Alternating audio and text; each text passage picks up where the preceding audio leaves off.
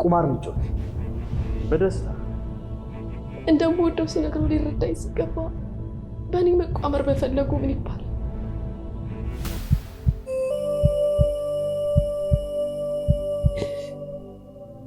ቴብሉ መሀል ተቀምጬ ሲጫወቱ ሳይ ራሴን ጠላሁት።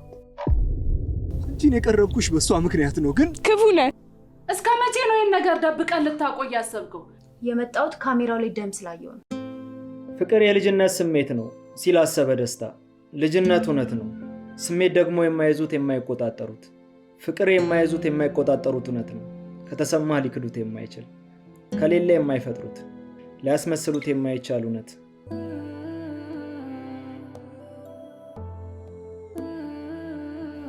ነጭናጫ ማች እንደማትሆኚ ተስፋ አደርጋለሁ። እዛ ሁሉ ወንጀል ውስጥ የገባሁት ለአንተ ብዬ ነበር፣ ጓደኛዬ ስለነበርክ።